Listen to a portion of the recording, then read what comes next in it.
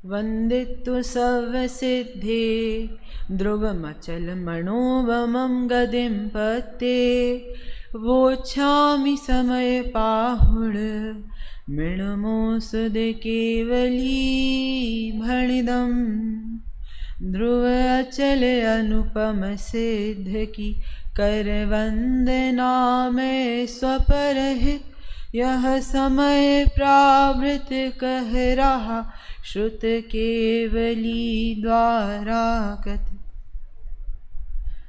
आज हम विषय को आगे बढ़ाते हैं। कल हमारी समय सार की दूसरी गाथा जिसमें हमने स्वसमय परसमय के माध्यम से चर्चा करी थी, उसी में हम जो समय रूपी आत्मा है उसके 7 विशेषण हैं उसकी मूल रूप से चर्चा करते हुए उसके अंदर किन मतों का निराकरण किया गया है इसकी चर्चा करेंगे। तो सर्वप्रथम जो कल हमने दूसरी गाथा पढ़ी थी, एक बार उसका उच्चारण कर लेते हैं। जीवो चरित दंसन नानठ दो तम ही ससमयम जानम पोगल कम अपदेश ठिदम च तम जान पर समयम सद्ज्ञान दर्शन चरित परिणत जीव ही है स्वसमय जो कर्म पुद्गल के प्रदेशों में रहे वे पर समय। अर्थात जो जीव जो सम्यक दर्शन ज्ञान चरण मतलब कि जो सम्यक दर्शन ज्ञान चारित रूप परिणमित होता है, वह जीव सम्यक दर्शन ज्ञान चरण रूप परिणमित होता हुआ वह जीव स्वसमय जानना, और जो जीव जो सम्यक दर्शन ज्ञान चरण रूप परिणमित नहीं होता है अर्थात पुद्गल कम मतलब कि पुद्गल के कर्म आदि रूप के रूप परिणमित होता है, उनके विकारी भाव रूप परिणमित होता है, कर्मों में जाता है, अर्थात वह जीव कैसा है, वह पर समय जानना मतलब कि वह अपने स्वभाव के विपरीत है, अपने स्वभाव के विभंग है, मतलब वह अपने स्वभाव से विपरीत होता हुआ पर समय रूप प्रवृत्ति करता है, परिणमित होता है। जैसा कि कल भाई साहब ने बताया था कि यहाँ पे प्रमाण के विषय रूप आत्मा की चर्चा ली गई है।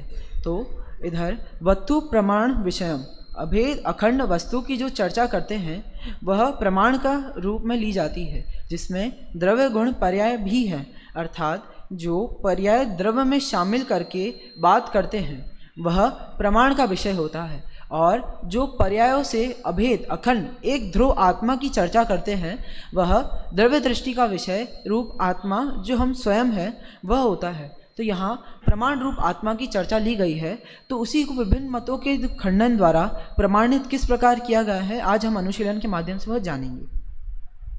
यहाँ समय शब्द का अर्थ पर द्रव्य व उनके गुण पर्याय से अत्यंत भिन्न ज्ञान दर्शन स्वभावी उत्पाद व्यय द्रव से सहित गुण पर्यायवान स्वपर प्रकाशन अनंत धर्मात्मक एक टंकोत्कीर्ण चेतन स्वभावी जीव आत्मा को लिया गया है।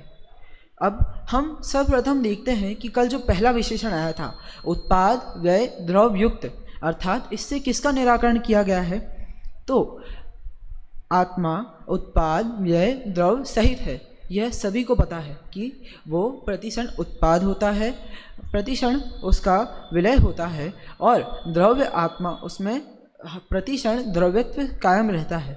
इस विशेषण से आत्मा की सत्ता न मानने वाले नास्तिकों का निराकरण करा, अर्थात यहाँ पे नास्तिकों का नाश कर दिया गया कि जो सत्ता ही नहीं मानते आत्मा की, जो ये मानते हैं कि आत्मा फात्मा कुछ नहीं होता है, यहाँ तक कि जिन्होंने आत्मा की बात ही नहीं सुनी है या ये आत्मा को कुछ और मानते हैं या अपने आप से पृथक मानते हैं। अब उसके बाद आत्मा को सर्वथा अपरिणामी मानने वाले सांख्यों की, जिस प्रकार सांख्य मतों ये जानते हैं यथा जीवे सुखम जीवे ऋणम कृत्वा घृतम पीवेद भस्मीभूतस्य देहस्य पुनरागमकतः, मतलब कि जिस प्रकार जब तक जियो सुख से जियो, ऋण कर कर भी घी पियो, मतलब ऋण करके भी घी पियो, जब तक देह रहेगी तब तक इधर जियो, और पुनरागम मतलब मरने के बाद वापस आगम हो जाएगा, मतलब वह उत्पाद नहीं मानते हैं, वह व्यय नहीं मानते हैं, वे मात्र जीने को अपने सुयोग तरीके से अपने अच्छे से जियो, आराम से भरपेट जियो, खाओ पियो मस्त रहो, ऐसे वाले जीव जो कौन है, जो सांख्य है, वो ये मानते हैं। अब सत्ता को सर्वथा नित्य मानने वाले न्यायिकों का मतलब कि जो सत्ता को सर्वथा नित्य मानते हैं, मतलब जिन सत्ता को हमेशा नित्य मानते हैं, वह मात्र उत्पाद मानते हैं, मतलब वो द्रव्य ही मानते हैं, मात्र उत्पाद और व्यय जिसमें वो मानते ही नहीं है। कुछ प्रकार की चर्चा तो ऐसी है कि जो सत्ता को ही नहीं मानते हैं। अर्थात मैं आपको एक उदाहरण के माध्यम से समझाना चाहूँगा कि मैं 10वीं क्लास में था, कोटा में पढ़ता था, तब किसी ने मुझसे पूछा कि आप तो जैन दर्शन पढ़ते हो? मैंने कहा जी हाँ। तो आपको कोई भजन वगैरह आता होगा? मैंने कहा हाँ आता है। तो एक भजन सुनाओ। तो मैंने स्टार्ट करा, आत्मा हूँ आत्मा हूँ आत्मा। इतने में सामने वाले का हनुमान चालीसा चालू हो गया। उनको ये लगता है कि आत्मा हम है ही नहीं, आत्मा भूत प्रेत आदि, आत्मा क्या कि प्रेत व्यंतर आदि आत्मा ये जो होते हैं ना, कि आत्मा कोई और चीज़ है, आत्मा कोई दूसरी दुनिया की चीज़ है, आत्मा कोई पराई वस्तु है या कोई दूसरी दुनिया का जीव है जो यहाँ आके हमें परेशान करता है। अरे उसमें आत्मा चढ़ गई, अरे उसमें नहीं है, अरे वो बेरूजी निकला है, अरे क्या हुआ, अरे वो माता की आत्मा आ गई उसमें, अरे वो पागल सा हो गया, अरे वो तो पता नहीं किस प्रकार उसको अलग अलग प्रकार से उसको विभक्त कर देंगे कि आत्मा की सत्ता को मानते नहीं हैं, आत्मा को कुछ और मानते हैं, या आत्मा से डरते हैं, या उसको किसी और प्रदेश आदि का मानते हैं। इस प्रकार सत्ता को नहीं मानने वाले उनका निराकरण कर दिया कि उत्पाद व्यय और द्रव्य रूप है, और सर्वथा क्षणिक मानने वाले बौद्धियों का जो ये मानते हैं कि आत्मा शून्यत्व हो जाता है, अर्थात कि वो रहता ही नहीं है, जो व्यय को प्राप्त हो जाता है, तो उससे उत्पाद और द्रव्य से ये समझा दिया कि वो नित्य रहता ही है। अब उसके बाद आत्मा को स्वपर प्रकाशक मानने वाले इस विशेषण से ज्ञान अपने को ही जानता है, पर को नहीं जानता, इस प्रकार एकाकार रूप जो मानने वाले हैं उनका खंडन किया गया। किस प्रकार कि ज्ञान स्व को जानता है और पर को नहीं जानता है, या वो ये मानते हैं, वो हम तो मानते हैं कि ज्ञान स्व को भी जानता है, पर को भी जानता है, लेकिन वह यह मानते हैं कि जो ज्ञान है वह मात्र पर को ही जानता है, स्व को नहीं जानता। लेकिन हमारे यहाँ इसका निराकरण कर दिया कि आत्मा स्व पर प्रकाशक है। कैसे? प्रदीपवत, जिस प्रकार परीक्षा मुख में बताया गया, प्रदीपवत मतलब जो स्व को भी प्रकाशित करता है और पर को भी प्रकाशित करता है, मतलब स्व के द्वारा वह घटपट आदि को भी प्रकाशित करता है वो दीपक, और स्वयं की ज्योति रूप होने से स्वयं भी प्रकाशमान है। इस प्रकार उनका निराकरण कर दिया कि जो आत्मा को सर्वथा ज्ञान ही नहीं है, आत्मा को पर का ज्ञान, स्वयं का ज्ञान ही नहीं होता। इस प्रकार अब इस प्रकार अनेकाकार मानने वालों का निराकरण करा। यह भगवान आत्मा धर्मादि अन्य द्रव्यों से भिन्न है। इस प्रकार विशेषण से ब्रह्म वस्तु को मानने वालों का निराकरण कर दिया। मतलब कैसे?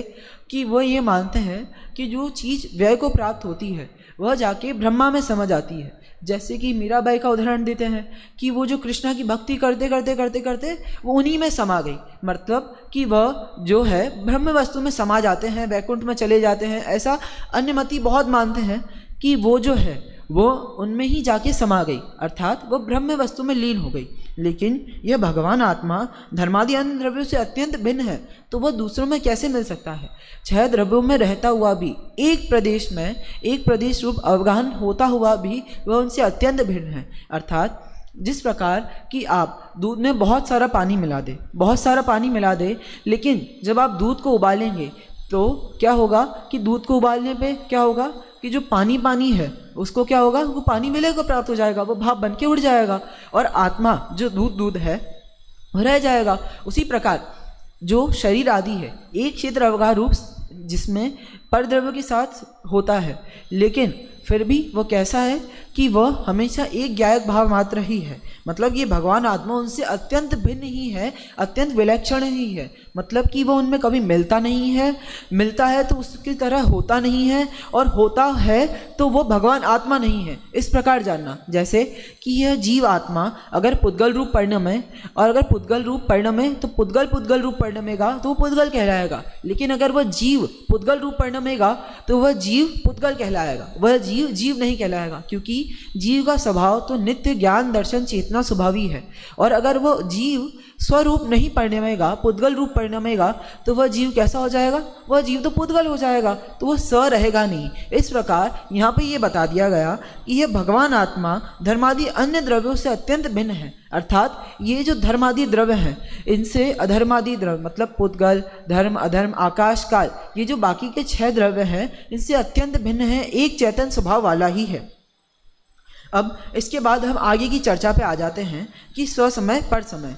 तो उसकी परिभाषा को स्पष्ट करते हुए यहाँ पे लिखा कि जीवादि पदार्थ जब दर्शन ज्ञान चरित्र रूप स्थित होता है तब वह स्वसमय कहलाता है। जब पुद्गल कर्म प्रदेशों में स्थित होता है तब वह पर समय कहलाता है।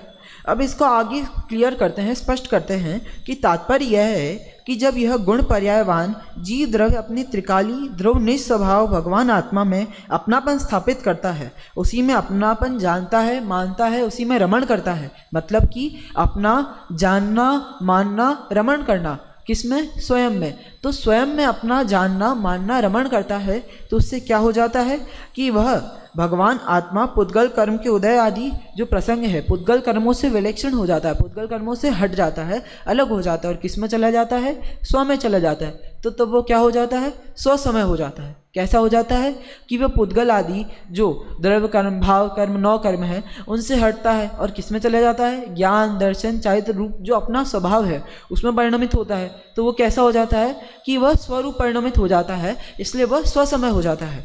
अब जो जीव ऐसा नहीं करता है, संयोग भावों में अपनापन स्थापित करता है, उन्हीं को अपना जानता, मानता, उन्हीं में रमण करता है और पुद्गल कर्मों में जाके स्थित हो जाता है। मतलब कैसे कि जो पुद्गल आदि 9 कर्म है, द्रव्य कर्म है, भाव कर्म है, उन रूप क्या है? परिणमित होता है। तो क्या होता है कि जो उनका बंध होता है, पुद्गल कर्मों का बंध होता है, तो वो उसी के बंध रूप परिणमित होता है और फिर वापस बंद करता है। इस प्रकार वो पुद्गल कर्म में स्थित होता है, बंद करता है और परिणमित होता है। तो वो कैसा हो जाता है कि वो पुद्गल कर्म रूप हो जाता है, वह स्वरूप नहीं रहता है, इसलिए वह स्वसमय नहीं हो सकता। तो वो किस रूप हो जाता है? वो पर रूप हो जाता है, पुद्गल रूप हो जाता है, इसलिए उसको कहते हैं कि वह पर समय है। पर रूप हो जाता है नहीं, प्रवृत्ति करने लगता है तो वो चेतन स्वभावी जीव तत्व ही, लेकिन प्रवृत्ति किस प्रकार करने लगता है कि पुद्गल आदि के भाव कर्म, 9 कर्मों के आदि प्रवृत्ति करने लगता है। इस प्रकार वह स्वस्वरूप न रहकर पर स्वरूप हो जाता है। तो वो क्या हो जाता है? वह पर रूप हो जाता है, वह पर समय हो जाता है। अब इसको ही आगे बताते हुए अन्य मतों की समीक्षा हो गई। अब इसके आगे हम आगे बताते हैं कि वह स्थूल ससमय पर समय क्या है। तो अब यहाँ पे जो माना कि अब स्वसमय तो माना, तो स्वसमय कौन हुआ? जो शुद्धोपी है, जो शुद्ध उपयोगी है, जो अपने भाव में परिणमित हुआ है। तो कौन सा? तो वो चौथे गुणस्थान से ऊपर के सभी जीवों को किस में ले लिया कि उनको स्वसमय में ले लिया। किस प्रकार ले लिया कि जो तीसरे गुणस्थान तक जीव है, मतलब पहले गुणस्थानवर्ती जीव, दूसरे गुणस्थानवर्ती जीव और तीसरे गुणस्थान में मिश्र गुणस्थान वाले जीव, वो क्या है कि ये सब तो पर समय है। क्यों? क्योंकि वह पर रूप परिणमित होते हैं, विषय कषाय आदि में है और वह विषय कषाय आदि में रच पच कर चतुर्गति परिभ्रमण कर रहे हैं।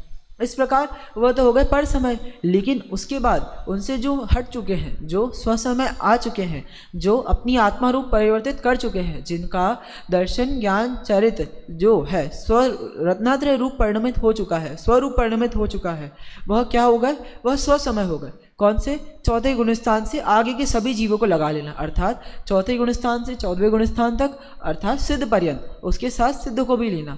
ठीक। लेकिन अब हम कहते हैं कि यार इनमें तो मज़ा नहीं आ रहा, क्योंकि यह जीव तो मतलब कि इसमें ये भी विषय कषाय में आदि में दिखते हैं। चौथे गुणस्थान में चक्रवर्ती आदि को भी सब कहते हैं ना कि वह तो विषय कषाय आदि करते हुए दिखते हैं। 5वें गुणस्थान में भी वो तो करते दिखते हैं। 6वें गुणस्थान में भी वह जब मुनिराज कैसे? वह मुनिराज जब ग्रंथ लिखते हैं, आहारचर्या आदि क्रिया करते हैं, 28 मूल गुण का पालन करते हैं, किस प्रकार? द्रव्य रूप से। तो वो कैसे दिखते हैं कि वह बाह में दिखते हैं, मतलब तब वो स्वस्वरूप में लीन नहीं है। इसलिए जो शुद्धोपयोगी है, मात्र पूर्णतः स्व में ही है, उनका जो उस प्रकार जो प्रतिपादन करते हैं उनको स्व समय जानो। तो कौन से गुणस्थान से? तो 7वें गुणस्थान से 14वें गुणस्थान के सभी जीवों को यहाँ पे क्या बोला कि वही पर स्व समय है, जो 7वें गुणस्थान से 14वें गुणस्थान पर्यंत सिद्ध पर्यंत जितने जीव हैं वे सभी कैसे हैं? वह स्व समय हैं, अर्थात जो शुद्धोपयोगी हैं वह स्वसमय हैं। अब ये बोला कि इनमें भी चारित्र रूप दोष तो पाया जाता है, क्योंकि ये भी पूर्णतः चारित्र रूप तो है नहीं, पूर्णतः ये शुद्धोपयोगी तो है नहीं, इनमें भी चारित्र का दोष तो पाया जाता है। तो इस प्रकार एक और भेद खड़ा कर दिया कि जो 11वें 12वें 13वें 14वें गुणस्थान अर्थात सिद्ध पर्यंत ये जो जीव है जो पूर्णतः वीतरागी है, अर्थात 11वें गुणस्थानवर्ती जीव, 12वें गुणस्थानवर्ती जीव 13वें 14वें गुणस्थान वर्थी अर्यंत सिद्ध, अर्यंत और सिद्ध भगवान जो गुणस्थानातीत है, यह कैसे हो गए? यह सब कैसे हैं? रत्नात्रय रूप परिणमित है। इसलिए इन सभी को पूर्ण वीतरागी रत्नात्रय रूप परिणमित होने से, जिनमें ना श्रद्धा का दोष है ना चारित्र का दोष है, इस प्रकार स्व में परिणमित होने से इन सभी को कैसा लेना? इन सभी को स्वसमय लेना, अर्थात इन सभी को पूर्णतः स्वसमय जानना। फिर यह बोला जाए कि आपने जो 4 से 11वें जो स्वसमय पहले बताया उनका निराकरण कर दिया, तो क्या वे परसमय हो गए? नहीं, ऐसा हम कर ही नहीं सकते, क्योंकि उनका भी तो श्रद्धा दर्शन ज्ञान चरित्र रूप जो परिणमित हुई है वो स्व के रूप परिणमित हो गई है, तो उनको हम परसमय कैसे बोल देंगे? तो इस प्रकार यह जानना कि उनको स्थूल पर समय किस प्रकार कहा कि जो 4, 5वें गुणस्थान वर्ती है, जो जिनका जो क्या कल जैसे बताया था ना हमने कि जो अशुभ में जाता नहीं है, शुद्ध में रह नहीं पाता है, लेकिन शुभ को अपना सहारा रूप ठहरने का रूप स्थान मानता है, तो वो क्या करता है कि शुभ की क्रियाएं करता है, पूजा भक्ति आदि प्रवर्तित होता है, और क्या करता है कि मतलब कि जो चरित्र रूप क्रिया साधता है, जैन धर्म को प्रतिपादन करता है, तो दान दर्शन आदि की क्रिया करता है। ठीक है, तो अब क्या हुआ कि उसको अपन कह तो नहीं सकते कि वह स्वसमय है, क्योंकि हमने पूर्ण शुद्धोपयोगी को ही कहा, तो उनको हमने स्थूल पर समय कहा। क्यों? क्योंकि वह जीव स्थूलतः या वह जीव स्थूलतः पर समय तो है, क्योंकि वह उस समय, क्योंकि वो शुद्धोपयोग में जब नहीं है, तो जब वो दान दर्शन आदि की या व्रत आदि की क्रिया करता है तो वह पर समय रूप है, लेकिन उसको हम पर समय तो कह नहीं सकते। क्यों? क्योंकि उनका दर्शन ज्ञान चरित्र रूप तो परिणमित हो चुका है स्व समय में, तो उनको स्थूल पर समय कहा। ठीक है, अब इसके बाद जो 7वें गुणस्थान से लेके जो 11वें गुणस्थान तक के जीव हैं या 10वें गुणस्थान के जीव हैं, जो सूक्ष्म संप्रदाय जिनमें बचता है 10वें गुणस्थान में, उन जीवों को क्या कहा कि उनमें चारित्र संबंधी दोष पाया जाता है।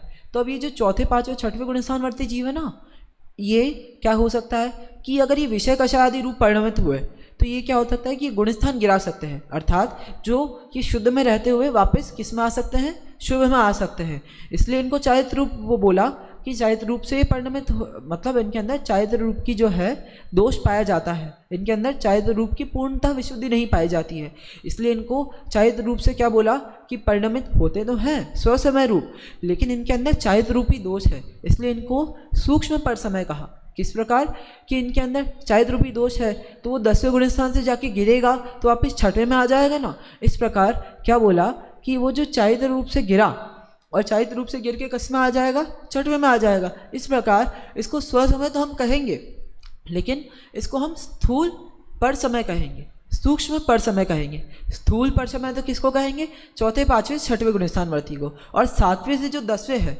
उनको क्या कहेंगे हम? सूक्ष्म पर समय। क्यों? क्योंकि उनकी चारित्र संबंधी दोष हैं, उनका गुणस्थान गिर सकता है, और 4, 5वें में जो व्रत आदि क्रिया कर रहे हैं, विषय कषाय आदि रूप परिवर्तित होते दिखते हैं कदाचित, तो वो क्या है कि गुणस्थान गिरते हुए वो पर समय में आ सकते हैं, इसलिए उनको सूक्ष्म पर समय कहा, और स्थूल पर समय कहा 4, 5, 6वें गुणस्थान वर्ती को, और सूक्ष्म पर समय कहा 7वें से 11वें गुणस्थान वर्ती को। इस प्रकार लगाना चाहिए। अब ये सभी साधक दशा है, उपयोग अगर बाहर में आता है तो पूजा भक्ति विषय आदि तो करना पड़ेगा, तो इसमें सूक्ष्म पर समय जानना और वह अवस्था भी छोड़ने योग्य ही है, इसलिए उसको पर समय हम कह रहे हैं। क्यों कह रहे हैं? क्योंकि वह अवस्था भी हमारे ग्रहण करने योग्य नहीं है, क्योंकि वह स्वसमय तो है नहीं, वह स्व में तो है नहीं, वो परिणमित ज्ञान दर्शन चरित्र रूप तो हो चुका है, लेकिन क्रिया किसकी हो रही है? क्रिया विषय कषाय आदि की हो रही है, क्रिया बाहर रूप हो रही है, तो इसलिए वह है तो स्वसमय, मतलब हो तो रूप स्वसमय रहे हैं, लेकिन उनको क्या है कि साधक की उपयोग आदि की भाव आदि की उससे क्या अस्थिरता से क्या कहेंगे कि वह पर समय है। इस प्रकार जानना। अब हम आगे आ जाते हैं कि श्रद्धा संबंधी विकृति का तो नाम स्थूल पर समय है, यह जानना, और चारित्र संबंधी विकृति का नाम सूक्ष्म पर समय है, यह जानना। अब समय सा रूप आत्मा का जो भेद पर्याय आदि अपेक्षा भेद रहित है, वह प्रमाण रूप यहाँ पे जो लिया गया है, ऐसा स्वसमय जो समय लिया गया है वो किस प्रकार लिया गया है? किस प्रकार लिया गया है? प्रमाण रूप लिया गया है। इस प्रकार जो प्रमाण रूप स्वसमय है उसमें यह जानना कि जो पर्यायों सहित किस प्रकार? जो अपनी और पर की पर्याय सहित है। जो भगवान आत्मा, जो जिस द्रव्य की चर्चा की जा रही है, तो द्रव्य लिया, तो जो इसमें हमने भेद किस प्रकार किए? पर्याय अपेक्षा करे। तो पर्याय अपेक्षा भेद में जो पर्याय रूप परिणत होता है, तो इधर प्रमाण का विषयभूत जो भगवान आत्मा है, जो पर्याय रूप परिणमित होता है, उसको लिया गया। और अगर इससे हटकर हम देखा जाए तो जो स्वसमय है वह तो एक ही है, जो चैतन्य स्वभावी जीव तत्व है। तो वह जो दृष्टि का विषयभूत जीव तत्व है वह तो कैसा है कि शुद्ध चैतन्य टंकोत्कीन ज्ञाय स्वभाव वाला है। अब टंकोत्कीन होता है ना, टाकी से उत्कीन करा गया, तो जिस प्रकार इंग्लिश में बोलते हैं line segment on a stone, मतलब कि क्या? पत्थर की लकीर। तो कैसी होती है कि वो जो पत्थर होता है ना, उस पर उत्कीन कर देते हैं, उसको ठोक ठोक के उसको खोद देते हैं। तो जो मिट्टी पे लिखा हुआ है वो मिट जाएगा, जो स्लेट आदि बोर्ड पे लिखा गया है वो भी डस्टर से मिट जाएगा, लेकिन जो पत्थर पे उत्कीर्ण किया गया है उसको कोई मिटाने में समर्थ है नहीं। अर्थात वह शुद्ध चैतन्य स्वाभावी जीव तत्व जो स्वसमय है, उसको ग्रहण करने की चर्चा करी इन पर्याय वाले प्रमाण रूप जीव तत्व से। तो यह जानना और स्वसमय रूप परिणमित होना। अब स्वसमय उपादेय है, मतलब कि वो जो स्वसमय है वो कैसा है कि ग्रहण करने योग्य है। जो ग्रहण करने योग्य है, जो दृष्टि का विषयभूत जो स्वसमय, जिसको हमने प्रमाण के विषयभूत से हमने अलग करके बताया कि पर्याय रूप से परिणमित होगा, तो वो स्वसमय भी होगा और परसमय भी होगा, लेकिन रहेगा तो कैसा? एक चैतन्य टंकोत्कीन ज्ञायक स्वभाव वाला। ठीक है, तो वो वैसा रहेगा। तो उसको कैसा है? वो टंकोत्कीन ज्ञायक चैतन्य स्वभाव वाला जीव वह परम उपादेय है। उपादेय है मतलब कि वो जो स्वस्वभाव है उसको उपादेय जानना। और जो पर समय है वो कैसा है? वो है जो पर्याय दृष्टि से देखा ना हमने कि जो प्रमाण का विषय है कि जो चौथे गुणस्थान से नीचे या जो सूक्ष्म है, स्थूल भी है, तो वो कैसा है? छोड़ने योग्य ही है। तो वो जो पर समय है वह छोड़ने रूप होने से कैसा है कि उसको हमेशा के लिए हे जानना, अर्थात छोड़ने योग्य जानना, उसमें नहीं जाने रूप जानना। जैसा कि कल हमने 5 रूप से चर्चा करी थी कि हम कैसे, जैसे हमारा भाव, हम कहाँ? जहाँ हमारा उपयोग, अशुभ में जाना नहीं, शुद्ध में शुभ में अटकना नहीं, और शुद्ध से भटकना नहीं। इस प्रकार हमें यह ग्रहण करना कि जो हमारा जीव तत्व है जिसको हमें ग्रहण करना है, जो परम उपादेय है, वह स्वसमय जीव तत्व है, उसको ही ग्रहण करना है। और इस विषय को थोड़ा हल्का करने रूप कि जो पर समय है ना, जो पर समय जो विषय आदि में रूप, गाढ़े रूप, विस्कोसिटी कहते हैं, गाढ़ापन। तो जिस प्रकार दूध हो गया तो वो हल्का हल्का हल्का रहता है, मतलब जिसके अंदर चम्मच को स्टिर करते हैं, हिलाते हैं तो आराम से हिल जाती है। लेकिन वो जो रबड़ी होती है, गाढ़ी खीर होती है, उसके अंदर अगर आप ऐसा हिलाया जाता है तो उसमें नहीं हो पाता। इस प्रकार जो जीव है वो जो बाहर की परद्रव्य आदि की क्रिया में, किसमें? उसमें परद्रव्य आदि की जो पुद्गल रूप परिणमित होता हुआ है, उसमें अगर वह पाया जाता है, उस गाढ़े रूप जो क्या है, विषय कषाय आदि में फंसा हुआ पाया जाता है, तो वह जीव पर समय है। और वो पर समय कैसा है? हे है। इस प्रकार जानना। अब इस प्रकार हमें ग्रहण कैसे करना कि बहिरात्मता हे जाने तजी अंतर आत्म होजे, परमात्म को ध्यान निरंतर जो नित आनंद पूजे। इस प्रकार का हमें यहाँ भाव ग्रहण करना है कि कैसा होना चाहिए वो, कि वह बहिरात्मा